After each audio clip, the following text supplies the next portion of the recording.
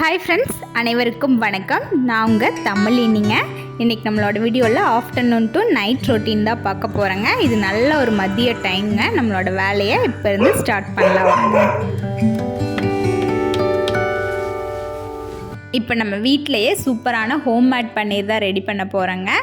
பால் night எடுத்ததில் கொஞ்சம் மீதம் இருந்துச்சு. அதை வச்சு இன்றைக்கி ஹோம்மேட் பன்னீர் ரெடி பண்ணிடலாங்க. பால் நல்லா காய வச்சிடலாம். பொங்குற அளவுக்கு பால் காய வைக்க வேண்டாங்க.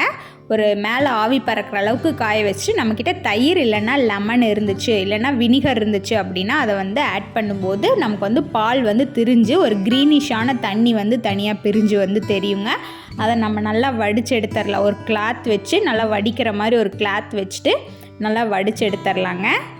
நான் எங்கிட்ட லெமன் இருந்துச்சுங்க. லெமனை அது நல்லா வடிகட்டி புளிஞ்சதை நல்லா வடிகட்டிட்டு கூட ஆட் பண்ணினேன்.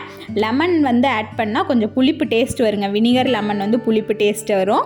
தயிர் எந்த விதமான டேஸ்ட்டும் வராது. அதனால் புளிப்பு டேஸ்ட் வர்றதுனால நான் நல்லா வாஷ் பண்ணிட்டேன். பன்னீரை வடிகட்டினதுக்கப்புறம் அது மேலே தண்ணி ஊற்றி வாஷ் பண்ணிவிட்டு நல்லா தண்ணியெல்லாம் நல்லா வடித்ததை எடுத்துட்டு அது மேலே ஒரு நல்ல வெயிட் வச்சு ஒரு 2 hours கிட்டத்தட்ட அதை அப்படியே விட்டுறலாங்க.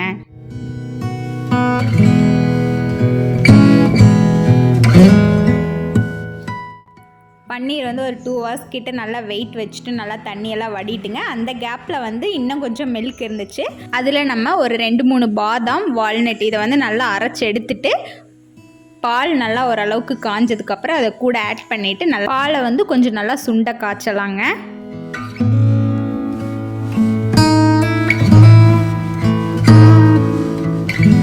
ஃப்ளேவருக்காக எங்கிட்ட பாதாமோட பவுடர் கொஞ்சம் இருந்துச்சுங்க. அதை நல்லா மிக்ஸ் பண்ணிடலாம். கூட நான் நாட்டு சக்கரை தான் ஆட் பண்ணியிருக்கேங்க. நாட்டு சக்கரை ஆட் பண்ணிவிட்டு நல்லா சுண்ட காய்ச்சினதுக்கப்புறம் ஒரு அளவுக்கு சுண்டுனதுக்கப்புறமா நாட்டு சக்கரை ஆட் பண்ணி ஆஃப் பண்ணிடலாங்க. நாட்டு சர்க்கரையை ஃபஸ்ட்டே போட்டுட்டோம் அப்படின்னா அது பால் திரிஞ்சிருங்க. அதனால் பால் நல்லா சுண்டுனதுக்கப்புறம் கடைசியாக நாட்டு சர்க்கரை ஆட் பண்ணிவிட்டு நம்ம ஆஃப் பண்ணிடலாங்க. நான் கலருக்காக மஞ்சள் தூள் லைட்டாக ஆட் பண்ணேன். இப்போ எல்லாமே ஆட் பண்ணிவிட்டு ஆஃப் பண்ணி நம்ம க்ளோஸ் பண்ணிடலாங்க.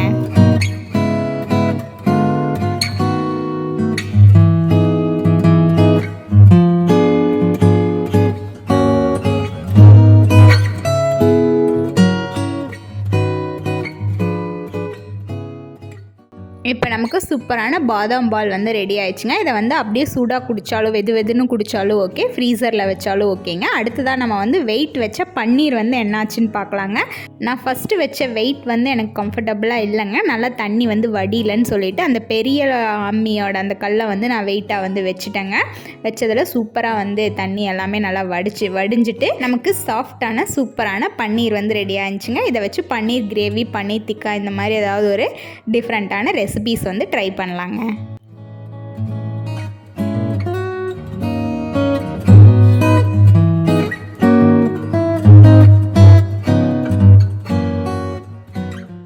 நம்ம பன்னீர் அண்ட் பாதாம் மில்க் சூப்பராக ரெடி பண்ணி வச்சாச்சுங்க. அடுத்ததாக வெஜிடபிள்ஸை கட் பண்ணி வச்சிட்டோம் அப்படின்னா நம்ம குக் பண்ணுறதுக்கு ஈஸியாக இருக்குங்க. இந்த வீடியோ நம்ம சபரிமலைக்கு போகிறதுக்கு முன்னாடி எடுத்தது. நம்மளோட சேனல்லே சபரிமலைக்கு இருமுடி கட்டுற வீடியோ, அதுக்கப்புறம் மலைக்கு போயிட்டு பொங்கல் வைக்கிற வீடியோ, இது எல்லாமே இருக்குங்க.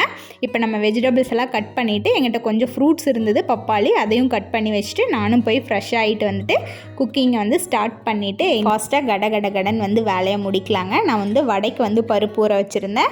குழம்புக்கு தட்டைப்பயிர் ஊற வச்சுட்டு போயிருந்தேங்க. அதை நம்ம இப்போ குக்கரில் போட்டு வச்சுட்டு சைட் பை சைடாக அடுத்தடுத்த வேலைகளை ஃபாஸ்ட்டாக முடிக்கலாங்க. இந்த மாதிரி சைட் பை சைடாக மல்டி டாஸ்கிங் நம்ம குக்கிங்கில் பண்ணும்போது நம்மளோட வேலைகள் ரொம்ப சீக்கிரமாக முடிஞ்சிருங்க. இந்த வேலை முடிச்சுட்டு அடுத்தது அப்படிங்கும்போது ரொம்ப நேரம் இழுத்துருங்க. நம்ம இப்போ குக்கரில் நான் பருப்பை போட்டு வச்சுட்டேங்க. அந்த கேப்பில் நான் பீட்ரூட் நல்லா துருவி வச்சிடலாங்க. அடுத்ததாக தாளித்து விட்டுட்டு நம்ம கடுகு, கருவேப்பிலெல்லாம் போட்டுட்டு பருப்பு நல்லா வெந்துருச்சுங்க. வெந்ததுக்கப்புறம் நல்லா தாளித்து விட்டுறலாங்க. இதோட ஃபுல் ரெசிபீஸ் நான் இன்னொரு வீடியோவில் போடுறேங்க. அந்த வீடியோவை கண்டிப்பாக விசிட் பண்ணி பாருங்கள்.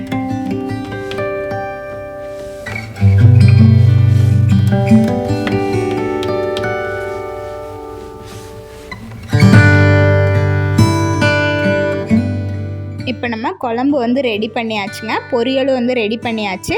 அரிசி வந்து சாப்பாட்டுக்கு அரிசி வந்து தேவையான அளவு போட்டுட்டு நல்லா கழிஞ்சிட்டு குக்கரில் வந்து ரெடியாக தண்ணியெல்லாம் ஊற்றி வந்து வச்சாச்சுங்க. நமக்கு வந்து அப்பப்போ வந்து மோஸ்ட்லி வந்து பாத்திரங்களை வந்து வாஷ் பண்ணிடணும். இன்னும் வந்து எக்ஸ்ட்ரா இருக்க பாத்திரங்களையும் வாஷ் பண்ணி எடுத்துடலாங்க. எடுத்துகிட்டு அந்த கேப்பில் வந்து பால் வந்து எடுத்துகிட்டு வந்தால் அதையும் நல்லா காய வச்சுட்டு அந்த காய வச்சு முடித்த உடனே வந்து தண்ணியெல்லாம் வடிஞ்சிருக்கும்.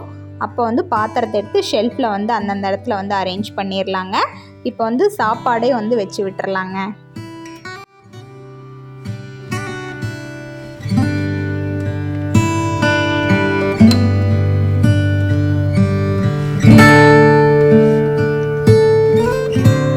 சாப்பாடு ரெடி ஆயிடுச்சுங்க. சாப்பாடு ரெடி ஆகிறதுக்கு முன்னாடியே வடைக்கு வந்து ரெடி பண்ணி வச்சுருந்தேன். அதே வந்து போட்டு எடுத்துடலாம். போட்டு எடுத்துட்டு இன்றைக்கான விரதத்துக்கு தேவையான சாப்பாடு வந்து எல்லாமே ரெடி ஆயிடுச்சு. இன்றைக்கான டே வந்து ஆஃப்டர்நூன்லேருந்து ரொம்ப பரபரப்பாக வந்து முடிஞ்சிருச்சுங்க. இப்போ நைட்டு இன்றைக்கான விலாக் வந்து முடிச்சுக்கலாங்க. அடுத்து ஒரு சூப்பரான வீடியோவோட பார்க்கலாங்க. நன்றி, வணக்கம். இது நெக்ஸ்ட் டே மார்னிங்கான சம் கிளிப்ஸ் வந்து கொஞ்சம் எடுத்திருந்தேங்க. அதுக்கான அந்த கிளிப்ஸ் தான் வந்து இந்த வீடியோவில் போட்டிருக்கேன்.